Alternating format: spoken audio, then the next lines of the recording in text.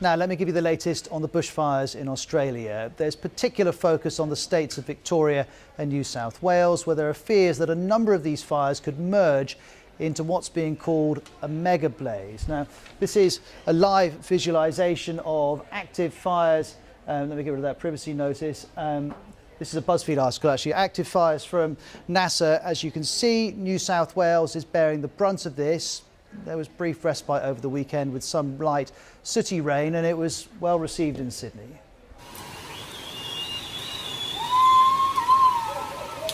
So some cheers for the rain, but I'm afraid it's not going to last long. The hot, dry weather is due to return, though, and Prime Minister Scott Morrison is warning the fire emergency could last for months. Here are some of the latest pictures. First of all, these are taken in Victoria. Astonishing, from inside a military aircraft attempting to land in a haze of bushfire smoke. The military is now involved in a range of evacuation efforts. We also have these aerial pictures which show the devastation of one community in Batlow in New South Wales, and you get an idea of the extent of the damage. The fires are also having devastating environmental consequences. Koalas usually get their water intake from eucalyptus leaves. As you can see at the moment, they're having to get a lot of help from us. These pictures from South Australia's Kangaroo Island.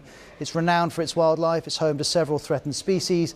There are now fears some species could be wiped out. We know in New South Wales alone, it's believed that hundreds of millions of animals had been killed. Well, next let's focus on the coastal town of Eden in the far southeast of New South Wales. Many residents have been evacuated. Our correspondent Shaima Khalil is there. Eden Wharf had become a makeshift evacuation centre when the weekend fires came very close to this town. People came here, they sheltered in boats, in cars, some in the open air just to be close to the water. We have a bit of a lull in the weather now. The temperatures and the winds have dropped. We have rain, which many people have been telling me they were praying for, but we know this is not going to last. Authorities are saying they're expecting worse conditions later in the week, and that's really been the story of these fires. There are more to come, and people are living in limbo.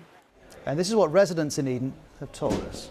Basically the uncertainty as to what happens when the fire does come through, because how fast is it going to come, how's the wind going to... If the wind really picks up and comes over that hill, it's going to come in like, like a fireball. It's just a waiting game. But we'll get there, just a minute. What are you waiting for? For it to stop. Now, we should also mention the firefighters. Some are paid professionals, many are volunteers, and some of them have lost their lives since these fires began. This is a picture that was widely shared from last week, where a one-year-old boy received a bravery medal on behalf of his father, who had died a few days before. And since September, 25 people, firefighters and others, have died. Over 1,200 homes have been destroyed and millions of hectares have been burnt out. Prime Minister Scott Morrison has announced a further $1.4 billion to help with the fire recovery. We make this commitment to all Australians that we will be there for you during this immediate response, and we will be there for the rebuilding and the recovery. And today in Cabinet we have made a number of decisions to support that recovery effort, to do whatever it takes, to do whatever it costs, to meet those needs, to build our resilience for the future, and to enable Australians, wherever they are, all across the country, to be able to go forward in confidence for their futures. Well, the Prime Minister's been facing relentless criticism. Remember, he went on holiday to Hawaii during a week in December when the temperatures spiked and the fires intensified. There's also been frustration that help for rural communities has been too slow and too little. Remember this from last week? No Liberal votes. You're out, son. You are out.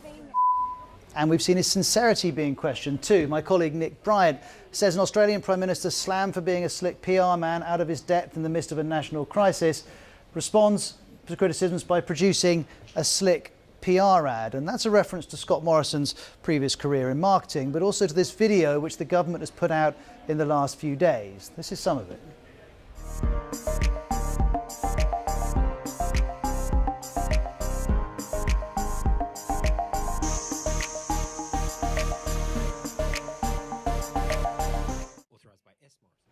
That's the government pushing back at the idea that it's not responding adequately to this crisis.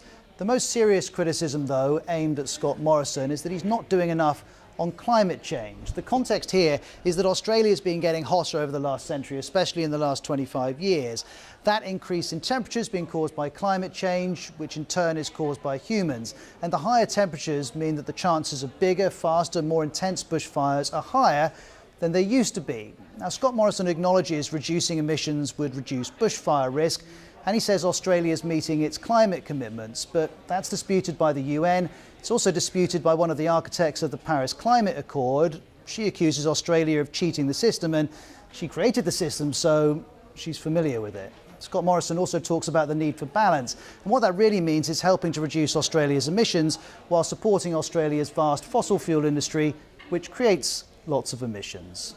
It's a tough balance, especially as coal experts were worth $42 billion in the last financial year for Australia and were responsible for around 50,000 jobs. So these are difficult political choices, no doubt. But Scott Morrison is clear his government takes climate change seriously. But here are some examples which don't necessarily quite fit with that. This is his deputy talking about people who were trying to connect the fires and climate change. Well, they don't need the ravings of some pure, enlightened and woke capital city greenies at this time when they're trying to save their homes. Or there's the Prime Minister's backbench MP Craig Kelly. He posted on Facebook a few weeks ago, climate alarmists have been out peddling the claim that rising temperatures due to climate change are putting the Boxing Day test in doubt. That's a cricket game. He goes on to say, it's a total deception, a complete pack of lies. And like everything to do with climate change, it's not only a lie, but the truth is the exact opposite. This is the same MP who in 2016 linked renewable energy to child drownings. And he, I should reiterate, represents the party in power. Or there's the senior government MP reacting to news last year that a news website would not quote climate change deniers. He came out and, well, he was far from happy, saying Adolf Hitler, Joseph Stalin and Mao Zedong couldn't have put it better themselves. They'd be so proud. To so superciliously and arrogantly deny a voice to an alternative point of view is reminiscent of totalitarian regimes. Of course, the difference being here that those three were in power and were responsible for the deaths of millions. The news website was just choosing not to quote people saying things that aren't true. But for some in the Liberal Party, the question remains, is climate change real? Not so much, what do we do about it? It's also worth noting that the previous Prime Minister, Malcolm Turnbull, you can see this reported in the New York Times, was toppled by the Liberal Party itself over his plans to rein in greenhouse gas emissions. As Mr Morrison says, it's a balance.